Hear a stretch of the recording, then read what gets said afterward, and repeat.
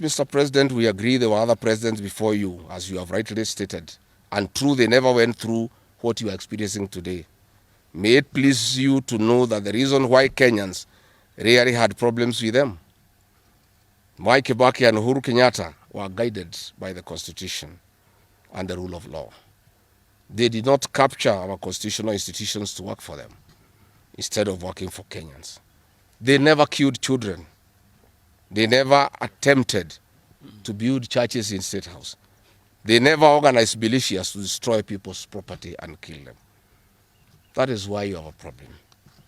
And we also want to remind you that Mwai Kibaki had a difficult time from you, William Ruto. Videos are everywhere. You cannot say that Mwai Kibaki did not face resistance.